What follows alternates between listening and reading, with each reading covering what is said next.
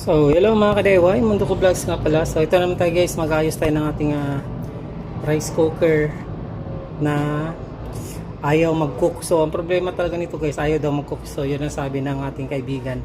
Buksan muna natin siya.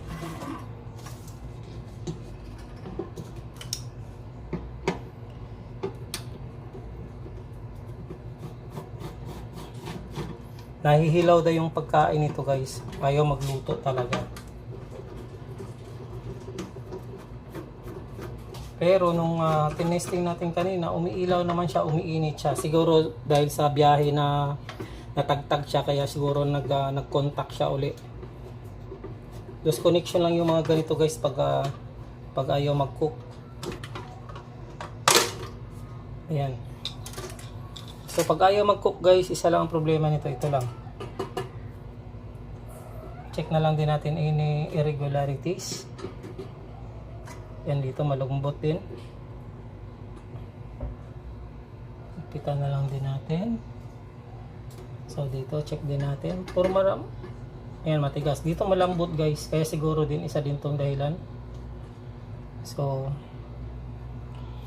sabi nila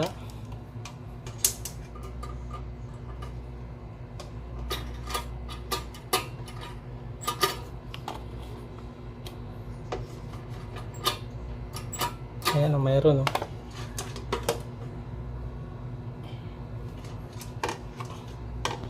Ano ba to?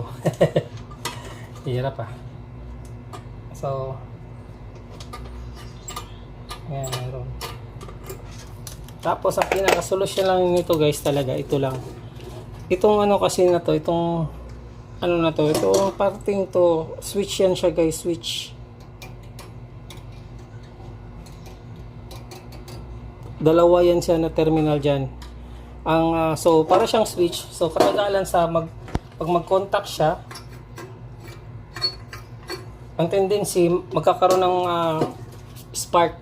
So pag may spark, naiipon yung parang carbon niya, yun ang tatanggalin natin yung carbon guys. Tingnan natin, tapos gamit lang tayo ng liha, dalawang side dyan, tinupi natin. Tapos pasok natin dyan sa gitna. Tapos pataanin natin, hilaan natin.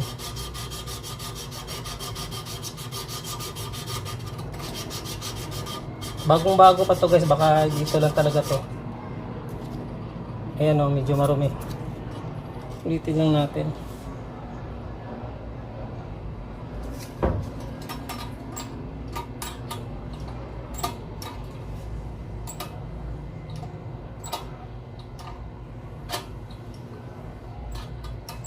Tapos idiin natin siya konti guys. Para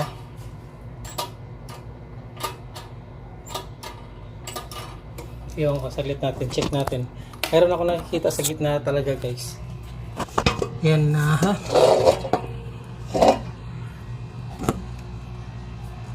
Ayan, yan yung dalawang terminal guys. Tingnan mo ha, isi-switch ko. Para makita natin, may idea tayo. Yan yung naglo-lose contact guys. Papansin nyo kung mapapansin nyo sa may gitna, mayroon siyang parang konting sunog. May itim sa gitna. So yan yung natin, tatanggalin natin yung itim sa gitna. Kaya ginagamitan natin ng liha. So tanggalin lang natin ng maigi.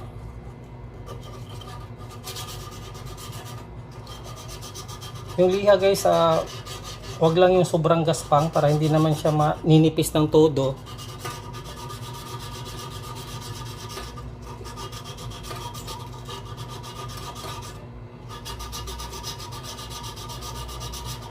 Kahit kung 1,000, itong gamit natin 1,000 kasi ito yung mayroon palagi tayo. Kasi sa paghuhugas ng ating kaldero, ito yung ginagamit natin 1,000 na liha. At sa paglilinis ng ating aquarium, ito rin yung ginagamit ko guys, yung 1,000 na gaspang ng liha.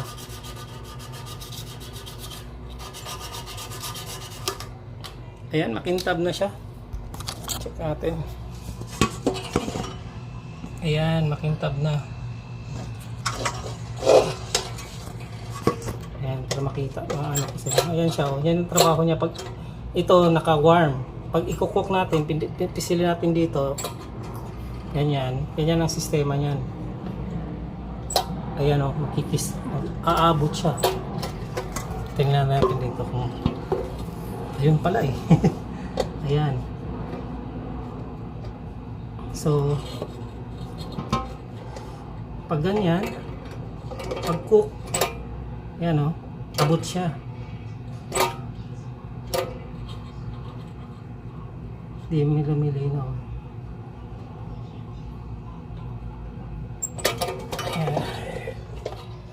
So yan yung pinaka-switch niya guys. So dyan guys, kung pansinin nyo, medyo malaki yung gap ng pagitan ng dalawang contact point na yan. Kaya ang ginawa ko dyan, yung babang parte, so inangat ko siya konti para lumiit yung gap ng dalawang contact point natin. Itong lower part na to, didiin natin konti. Pero dapat guys, hindi yan siya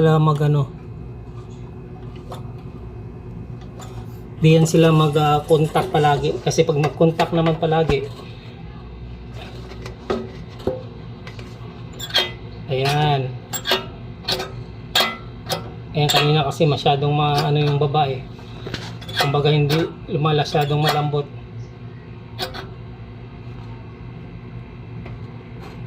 Ayan, kitang-kita naman may gap. Yan ang importante guys, may gap. Kasi hindi pwede nakaganyan yan. Ibig sabihin nakakook yan palagi. Yan naman, masusunog naman yung natin dyan, yung kanin, pag nakaganyan palagi. So, ayan. May gap talaga siya. So ayan, try na natin to. Ayan, final na natin.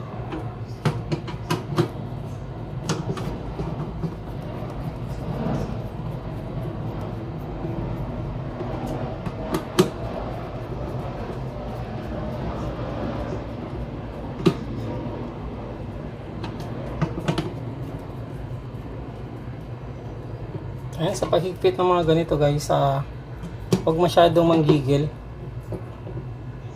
Pakiramdaman nyo talaga. Mas mainam bago nyo buksan, pakiramdaman nyo kung gaano katigas yung pihit nyo ng screw, para maalala nyo kung pagbalik nyo kung gaano siya katigas. So ayan. Yan nga ang problema nito guys. Di natin talaga siya matitesting. Pero maano natin,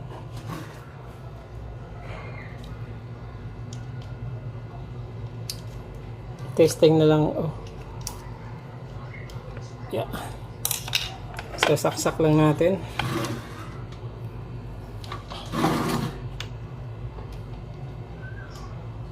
Ayan, nagwa-warm siya. Tusukin natin yung pinakagitna. So ayan, nagkukook siya. Kailangan ganyan. Yun nga ang problema kasi natin. Di ko binitbit yung pinaka kaldero niya guys, kasi akala ko kasi yung namin, yung rice cooker namin, isa lang ang sukat. So pwede sana natin testing, magluto sana tayo. Ang problema, yun nga, hindi magkasya yung natin, yung kaldero ng ating rice cooker. So iba pala. So gagawin na lang natin guys, antay na lang kayo sa comment sa baba kung okay yung rice, yung rice cooker na to. Papatesting na lang natin dun sa ating kaibigan, yung may-ari natin, may-ari mismo ng ating Hanabishi na rice cooker. So siya na lang yung magte-testing kung okay na siya. Pero sa ngayon, papansin ko, ayan, i-cook natin siya. Natin konti, check ko lang kung